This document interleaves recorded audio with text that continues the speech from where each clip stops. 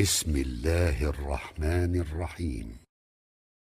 محبوبumuz, Halıkymyz, Malikimiz, haqiqi dostumuz bolan, eýemiz bolan Allah tebaraka we taalaň ýagşy atlarynyň gurrunu musulman dogallar. 56-njy ady El-Wali celle celaluhu. El-Wali diýdi, huwel muhibbun nasiru yuhibbu awliya'ahu we yansuruhum. Hudaý Taala öz dostlaryny gowwarýa, kömek berýär. El-Wali şolara serperest, başdaklyk etýär. Berdeşim ahal veli diýilýä, bir danışamyzyň velisi diýilýä, ya erusyň velisi diýilýä, şoň başdagy tamamy işlerini gözläp duran neydi? Hudaý tebarek we taala imanly adamlaryň velisi. Zalika bi anna Allaha mawla'llezina amanu we annal kafirina la mawla lahum. Hudaý tebarek we taala imanly adamlaryň velisidir, emma kafirlaryň velisi ýokdur diýip aýtdy. Allahu waliyyullezina amanu yukhrijuhum minez-zulumati ilen-nur. Qaranqılıkdan Hudaý Taala nura çykarýar. Ela inne awliya Allahi la khawfun alayhim we la hum yahzanun. Hudaý Taalaň dostlaryny, haqiqat bendelerini dünýäde gaýgy gossa ýok, ahiretde de gorky ýok diýip aýtdy. Hudaý Taala Qur'anyna kän getirýär bu adyny. Wallahu waliyyul mu'minin. Inne waliyallahu allazi nazzala al-kitaba we huwa yetawallas-salihin. Bu ady bilen näjere ýaşamal musulman dogan Hudaý Taalaň weli diýen adyny zindigi getirjek bolsak, hemme işlende Hudaý Taalaň weli bilmeli, öz eýäň bilmeli, Hudaý Taalaňy gowwarmaly, Hudaý Taalaň dostlaryny gowwarmaly, Hudaý Taalaň dinine weli bolmaly, ýani himayet etmeli, kömekçi bolmaly. Eger şeýsek, Hudaý tebarek we taala näme diýär? Wallahu a'lamu bi a'da'ikum we kafaa billahi waliyyan we kafaa billahi nasira.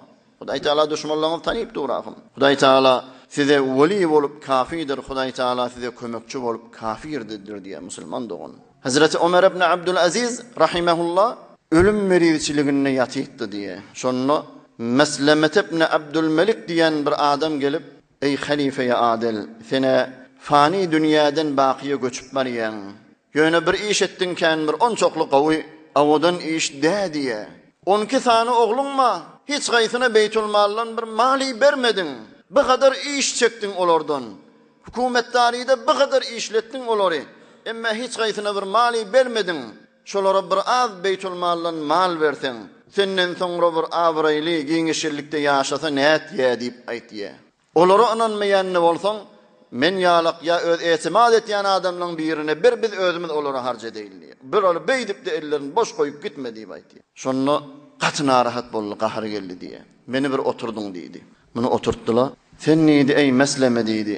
Hudaý tebarek we taala men ogullamy menden soňra hor saklar. Ola bilen bedreftari eder diýip men gorkudýanmy diýdi. Men ölümden soňra Hudaý Taala men oglallamy as saklar diýip şondan gorkudýanmy diýdi. Beytul Maldan şolara zat bermedin diýen, Beytul Maldan şolaň haky bolup men bermedimmi diýdi.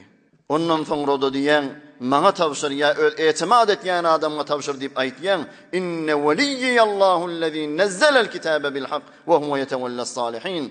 Mena diýdi, hemme zatdan ýokary bolan Hudaýa tawşyryp barýan, şoňa öz kafi dämi diýdi. Hudaýa tawşyryp barýan şu oglallamy diýdi. Ondan soňra da diýdi, men oglum menden soňra ýa ähli takwa salih adam bolarlar.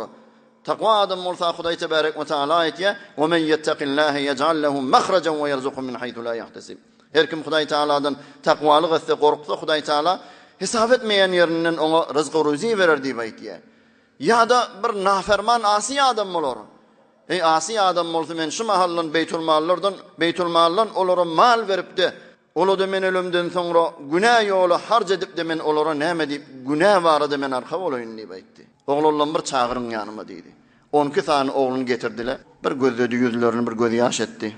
Ey oglam diýdi. Dogry diýdi, Beytul Maldan hiç zat bermedim size diýdi. Emma güýçli hemme zatdan ýokarda bolan, hemmemizi yaradan, hemmemizi weli bolan Hudaý tebarek we taala tawşyryp barýan asyz diýdi. Siz narahat bolmaň diýdi. Ýöne diýdi, siz diýdi, şu ýurdun, şu memleketin içinde diýdi, musulman kafir hemmesiniň boýunda siziň hakyňyz bardyr diýdi. Men hilafet wagtymda diýdi, hukumetdarymda diýdi, siz hyzmat etdiňiz diýdi, hemmesiniň diýdi, boýunda siziň hakyňyz bardyr diýdi. Ey oğullum diýdi, men iki zady fikir etdim diýdi. Size Beytul Maldan hiç zat bermäni, şey dip ölüp gideyin. Kıyamatta da Hudaý Tebarek ve Taala'nın huzuruna baramda hesabım yeňil bolup da beheşte girmekligim. O ikincisi dedi, Beytül Mal'dan size mal verip de kıyamatta hesabından çıkıp bilmeyeni cehennemi bolmaklığım. Men öz fikirme dedi. Sizi bitada fani dünyada dedi. Hislat bermeyeni koyup gideyin ne dedi. Hesabım asan bolup men beheşte gireyin dedi. Şunu gavuryan dedi. Näme men sizi tanışımdan dedi. Dünýäň şodurşy sizinki bolasyn dedi. Emme ataňyzyň bir jewun cehenneme ýanmaklygyna razy däraxym siz dedi. Barın gidin Hudaý Tebarek ve Taala weli bolan Hudaýa tapşyrdyň siz dedi. Tarih kitaplarda aýtýan musulman dogully hiç wagt şol 12 ogly hor bolmady diye. Hemişe giňeşkerlikde, bolçulukda bolurlar diye. Yani biz de Hudaýy weli tutsak, hemme adamyzda Hudaý Taalaň öz kefaýet etýär da. Bu adyň da hawasyndan haýsy adam özüne bir teleke ahlak bolsa. Mesela agzy fahişlik mi aýryp bilmeýär. Ya bir günah etýär, şeýle aýyrjakmaly aýryp bilmeýär. Şonu aýyrjak bolsa, Hudaý Tebarek ve Taalaň ya weli diýen adyny kanaýsyn. Ya meselen bir öz hanabadesinden biriniň bir teleke ahlagy we bolmsuz ýagdaýy we bir oglunyň bir etýän işi, denanynyň bir etýän işi, şoňa sataşanyna Hudaý Taalaň ya weli diýen adyny şo bilen ruberu bolanyna aýtsyn, Hudaý Taala şondan şo teleke ahlagy aýrar diýip ulemaly awliýalar aýtýar. Hudaý Tebarek we Taala ýagşy atlarynyň hormatyna hemmelerimizin günahsyny geçsin. Hemmemizi bu dünýäde abiray, ahirinde iman, ahiretde beheşte jawidan nesip etsin. برای مشاهده ویدیوهای بیشتر به کانال یوتیوب سخنرانی های علمای ترکمن سر بزنید، مشترک بشید و منتشر کنید، اجر ببرید.